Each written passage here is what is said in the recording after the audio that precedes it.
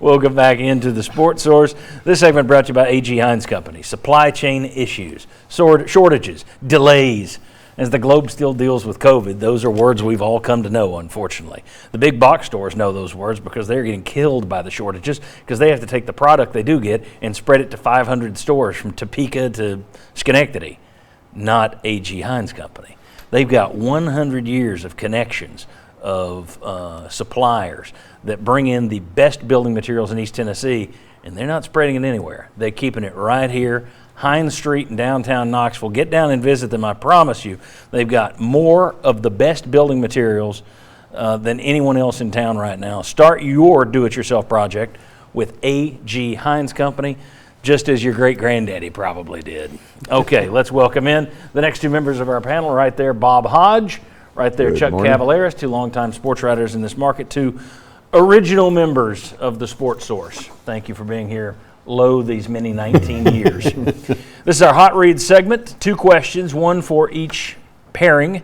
Bob and Will.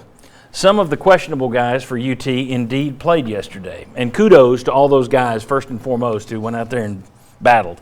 Hendon Hooker didn't look like he was banged up at all, but Hendon Hooker played. Cooper Mays played. Tyon Evans played. Heck, Cade Mays, Kingston Harris, Elijah Simmons, and several others didn't go.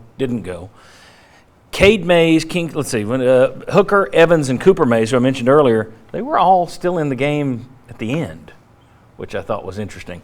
Yeah. My question, was it worth the risk of playing those guys? And you can parse that in a number of ways, you two. Was it worth putting them out there when you lost by 28? Was it worth putting them out there when you don't know them? And Evans hobbled off at one point, came back in. Mm-hmm. Was it worth having them in late? What was your view on the way they use these guys? Perfect opportunity to Cavaleras a question. Because I will allow it. I can say yes and no. As far as Hendon Hooker, yeah, looked healthy, played well, mostly well.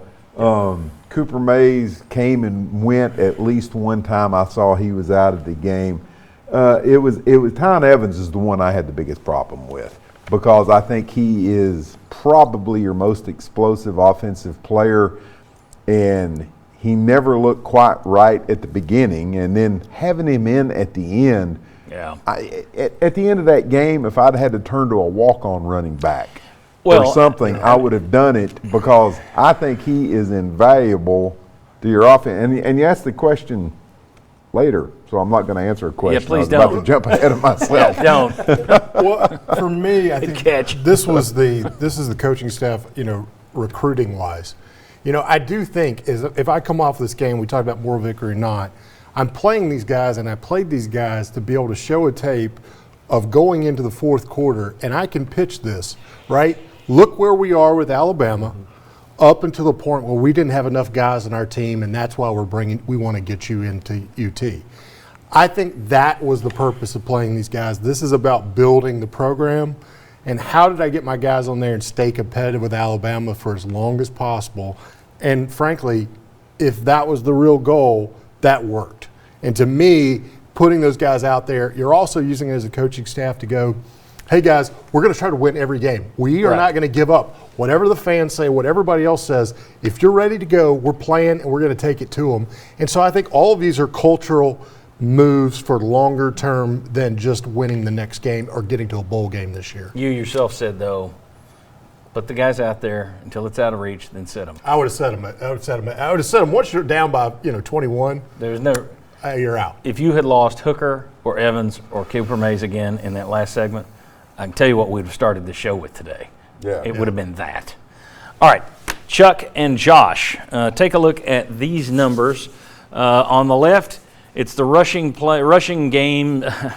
yards with Cade Mays in there. Now, look, he's been in and out of some series. I didn't count Tennessee Tech. That's not in there. He's been in and out of some series, but for the most part, rushing with Cade Mays, all the other games, rushing without Cade Mays versus Ole Miss, except for one play, and Alabama. You see the difference in yardage and carries. Look at the running backs only. I took the quarterback numbers out of it. Basically, you get down to it, you're at 5.9 yards per carry with your running backs when Cade Mays is in there. You're down to 3.7 yards per carry with your running backs with him out. There's a lot of other variables in there, a lot of them. Do you buy that this shows you the value of Cade Mays, or is this a little overstating it? Chuck Cavaleris. I buy it because you're looking at a difference of over 2 yards a carry. The health of the running backs also figures into it, but you lose your best. You lose your best offensive lineman, and who do you replace him with?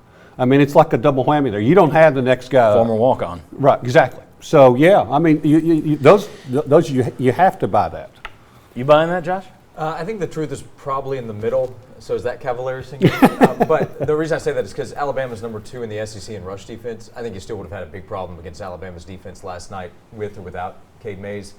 But obviously you'd rather have him out there. And maybe his presence could help spring one more big play. And that could end up being a difference in the numbers and your offensive output.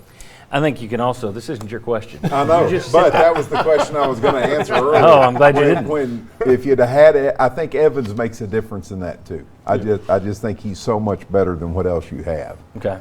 I don't necessarily buy that 100% because also, if you look at this team's rushing yards on the season, Bowling Green and Missouri really drive those numbers up. Sure. You haven't had that. I mean, your rushing totals are way up high nationally in the top 10.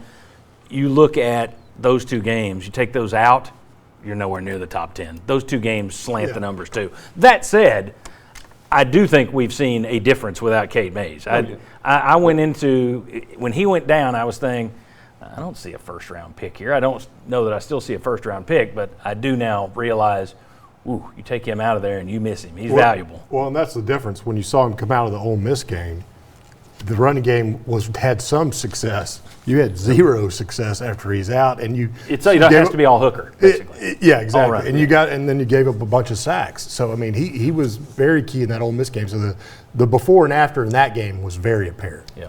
All right. Our VFL join us next, and we're going to talk about the penalty issues. They came back. Everyone says that's a matter of discipline. So is that on the coaches, as we usually put it, or is that on the players?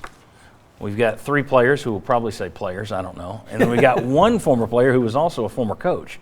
So we'll see what he says. Going back on the Sports Source.